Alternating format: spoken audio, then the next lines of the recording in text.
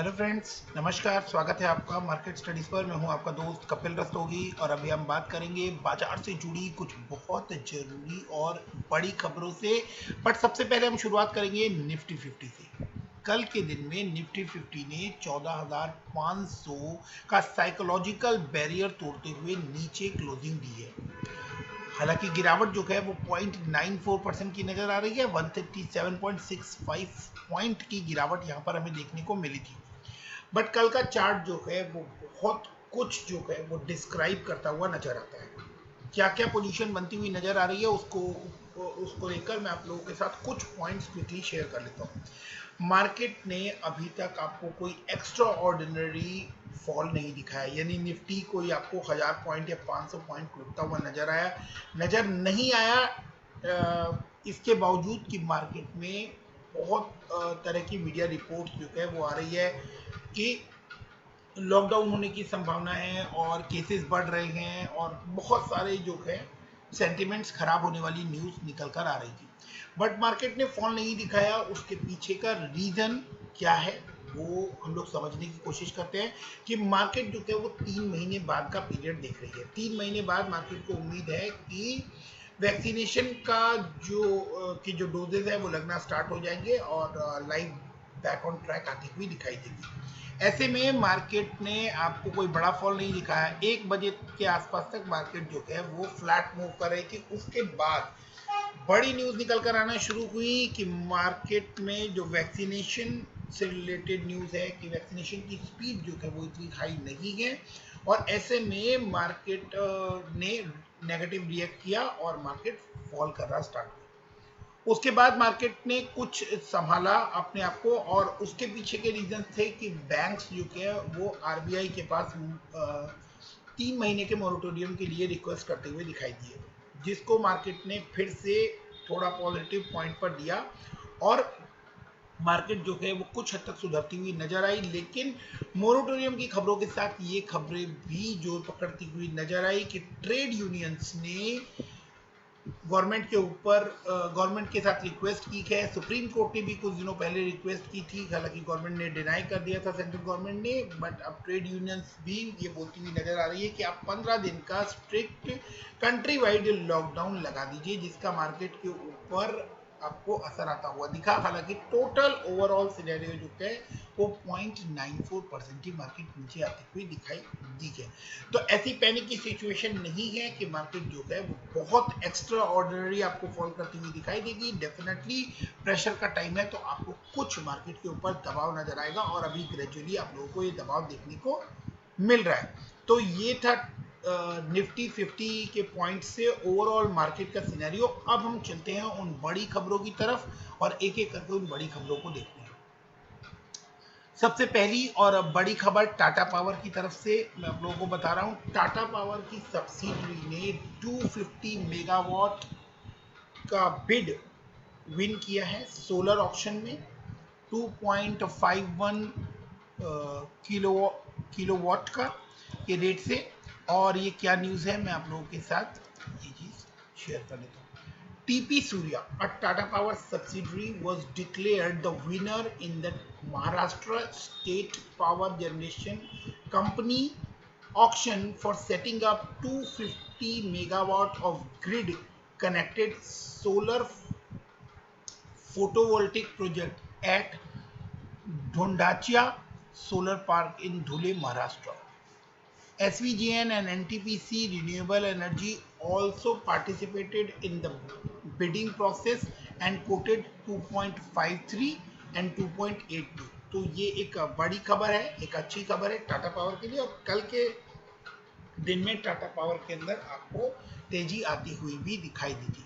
Tata power का जो share है उसके साथ उसको लेकर बहुत सारे वीडियोस मैं आप लोगों के साथ ऑलरेडी शेयर कर चुका हूँ और ये बात आप लोगों को बार बार बता चुका हूँ कि टाटा पावर के अंदर शॉर्ट टर्म में आप कोई बहुत बड़ी रैली एक्सपेक्ट ना करें। ये एक लॉन्ग टर्म का शेयर है और लॉन्ग टर्म प्रोस्पेक्टिव से ही आप इस शेयर के साथ जुड़े। तो इस वजह से कोई भी बल्क बाइंग ना करे, ग्रेजुअल बाइंग करें और उसको एक्यूमुलेट करते रहें time to time, right.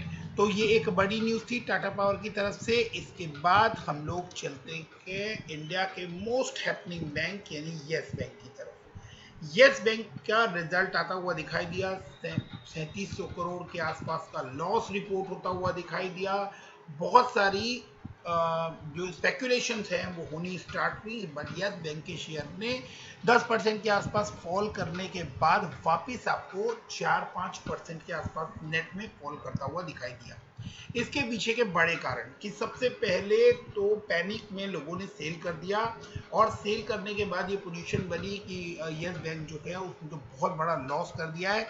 But उसके बाद आपको कुछ चीज़ों जो हैं उसके लिए क्लैरिटी आती हुई दिखाई दी कि यस बैंक का जो लॉस है वो उनके ऑपरेशनल लॉसेस नहीं है, वो उन्होंने प्रोविजन जो है वो हाई प्रोविजनिंग की है, जिसकी वजह से बैंक के स्टॉक के ऊपर आपको असर आता हुआ दिखा। उसके बाद बड़ा बयान आता हुआ दिखा बैंक के सीईओ का कि ये जो हमने प्रोविजनिंग की है, इसके बाद ये हमने ऑलरेडी जो पोजीशन इस समय चल रही है मार्केट में उसको कवर अप करने के लिए किया है, और आने वाले टाइम में रिजल्ट्स जो है वो इम्प्रूव होते हुए दिखाई देंगे।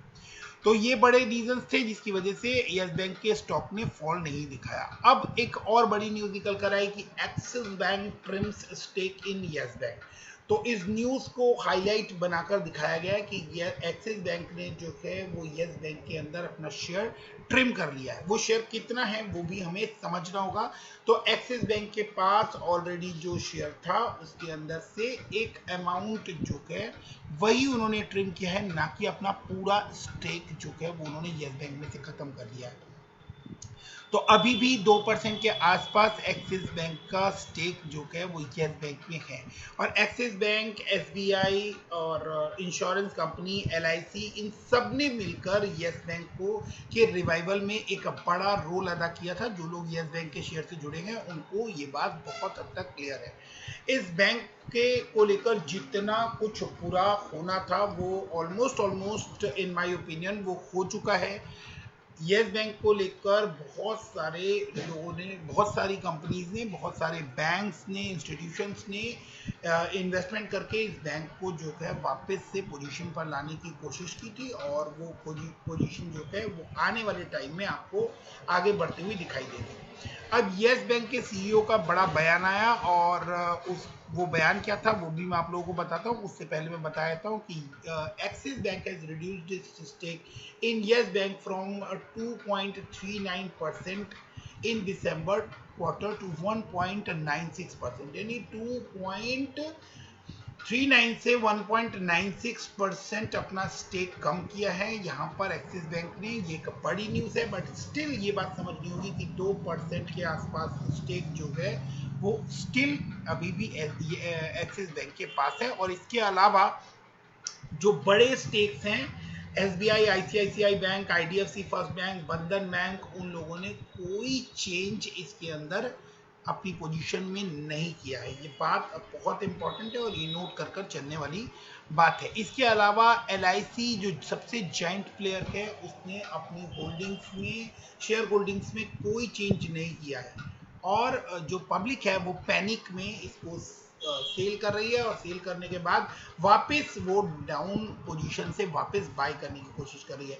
ऐसे में वंस अगेन मैं आप लोगों को ये बता दूं कि यस बैंक जो है वो काफ़ी प्रॉमिसिंग बैंक है। डेफिनेटली ये टर्न अराउंड करेगा, बट ये टर्न अराउंड आपको 15 दिन या 1 महीने, 1 क्वार्टर के अंदर आने वाला नहीं है। इसके लिए आपको कम से कम यहाँ से इस शेयर को 3 से 4 साल या आप कहें कि 5 साल का टाइम आपको देना होगा, अगर आप इसके अंदर कोई बड़ा रिवाइवल देखने की उम्मीद कर रहे हैं तो। डेफिनेटली जो बड़ा बयान आया है इसके सीईओ की तरफ से कि Yes Bank aims to double retail loan book in 3 years. तो जैसा मैंने आप लोगों से कहा कि ये बड़ा बयान आता हुआ दिखाई दिया था, तो इसका इम्पैक्ट भी आप लोगों को इस शेयर के ऊपर पड़ता हुआ नजर आएगा। और बट यहाँ पर जैसा लिखा है कि ये 3 इयर्स या 5 इयर्स के लॉन्ग ड्यूरेशन में आपको देखने को मिलेगा। तो अगर आप पेशेंस रख सकते हैं और अगर आपको रिस्क लेने का शौक है तो आप यस बैंक का शेयर जो है वो उठा सकते हैं। बट उसके साथ साथ ही आपको बल्क बाइंग रिकमेंड नहीं है। स्मॉल क्वांटिटी में बाय कीजिए एंड देन ग्रेजुअली उसको एक्यूमुलेट करके चलिए। डेफिनेटली आने वाले क्वार्टर जो हैं वो आपको अच्छे आते हुए नजर आएंगे। अब हम लोग बात कर लेते हैं एक happening share Tata steel BSL के बारे में। टाटा स्टील बीएसएल को लेकर मैंने एक वीडियो आप लोगों के साथ शेयर किया था। यहाँ पर टाटा स्टील बीएसएल के बारे में हम बात कर रहे हैं, टाटा स्टील के बारे में बात नहीं कर रहे हैं। कुछ लोगों को ये भी कंफ्यूजन है कि टाटा स्टील क्या है और टाटा स्टील बीएसएल क्या है। तो टाटा स्टील जो है वो टाटा ग्रुप की कंपनी है और टाटा स्टील बीएसएल जो है वो टाटा स्टील की सब्सिडरी है। कुछ दिन पहले मैंने टाटा स्टील के ऊपर वीडियो बनाया था और बना के स्ट्रांगली शेयर को आप लोगों के लिए रिकमेंड किया था। उस समय ये शेयर जो है ये आपको तकरीबन 60 रुपीस के आसपास ट्रेड करता हुआ दिखाई दे रहा था। तब मैंने वहां पर इसको स्ट्रॉन्ग बाय रिकमेंड किया था कि आप लोग इस शेयर को बाय कर चल सकते हैं। डेफिनेटली ये बात मैंने तब भी कही थी कि आप लोग कोई बल्क बाइंग ना करें और अभी भी मैं यही कह रहा हूं कि इस रैली को देखने के बाद कि 22 तारीख को मैंने ऑलमोस्ट ये बात बोली थी और आज 4 मई है और 4 मई को ये शेयर जो है ये आपको 67% का अपसाइड दिखा चुका है। तो बावजूद मैं आप लोगों से यही कहूंगा कि कोई बल्क बाइंग करके ना चले। इस रैली को देखकर आप लोगों को कोई बल्क बाइंग नहीं करनी है। अब इस शेयर में तेजी बनी हुई है। रीजंस मैंने आप लोगों को वीडियो में जो है बताए थे प्रीवियस वीडियो में कि इनके जो प्रॉफिट्स निकल कर आए हैं वो काफी अच्छे हैं और द मोस्ट इंपॉर्टेंट थिंग कि इनकी जो प्रोडक्शन लाइन है, प्रोडक्शन कैपेसिटी है वो काफी अच्छे लेवल पर इंक्रीज होती हुई दिखाई दे रही है। अब कुछ बड़ी बातें जो इस शेयर से रिलेटेड टेंशन देती हुई दिखाई दी लोगों को कि टाटा स्टील बीएसएल का मर्जर टाटा स्टील में होने वाला है और रेशियो 1:15 का है।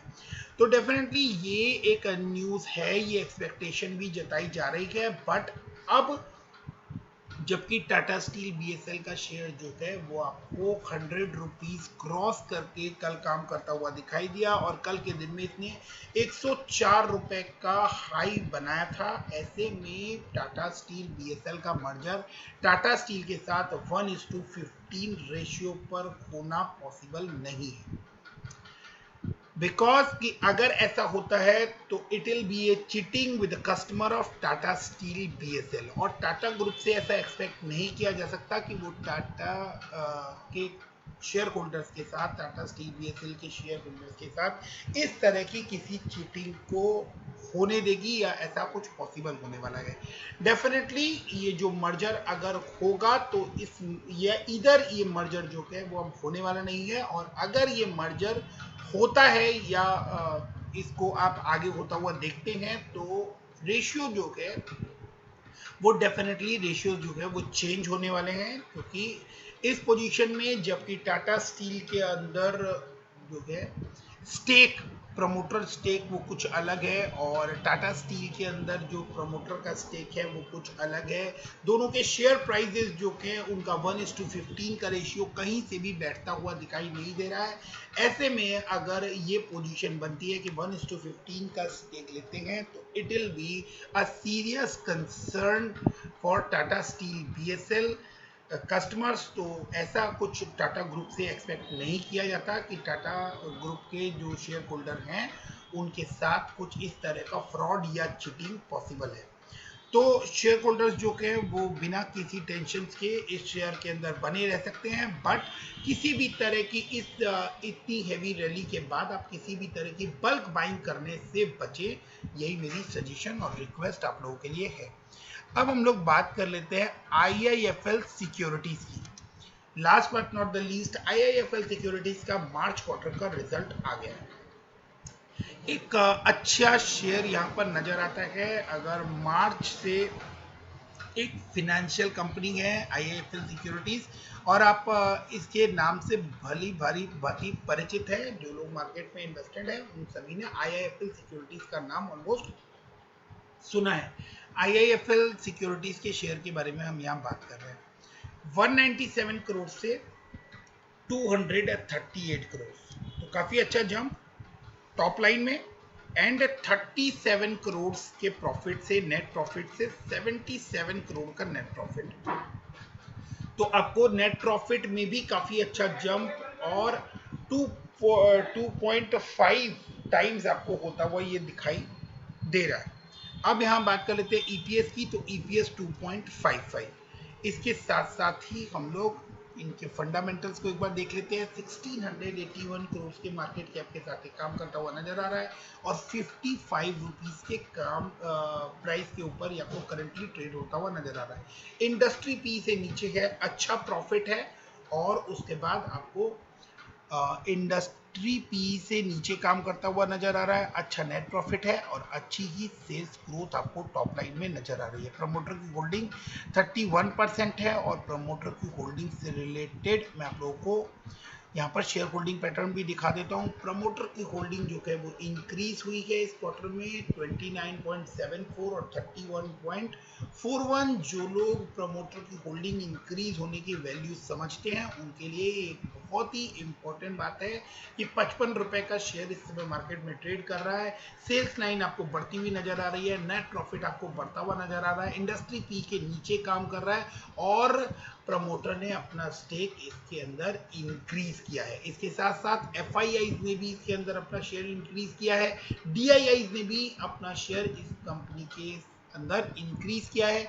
पब्लिक के पास आपको एक बड़ी शेयर होल्डिंग नजर आ रही है 48.13% की, बट उसके अंदर फी मॉरिशियस इन्वेस्टमेंट कंपनी के 28% का स्टेक है और कुछ बड़े नामों के पास आपको 3.30% का स्टेक नजर आता है। यानी मेजोरिटी स्टेक जो है वो बहुत ही स्ट्रॉन्ग हाथों में नजर आता है और बाकी पॉइंट्स जो है वो इस कंपनी को लेकर बहुत ही पॉजिटिव नजर आ रहे हैं। इसके साथ साथ बैलेंस शीट पर भी मैं आप लोगों को दो इंपॉर्टेंट बातें बता देता हूँ। रिजर्व्स आप देख सकते हैं, रिजर्व्स कंपनी कंटिन्यूस इंक्रीज करती हुई नजर आ रही है and the most important thing कि बोरोइंग्स अगर आप देखेंगे तो 1097 करोड़ से 3 साल के अंदर बोरोइंग्स जो है वो अब सिर्फ 292 करोड़ की यहाँ पे नजर आ रही है।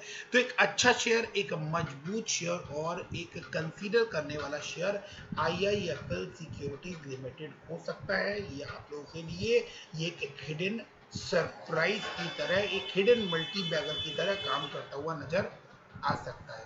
तो वीडियो को यहाँ तक देखने के लिए thank you very much. Keep investing, stay safe, thank you, bye bye.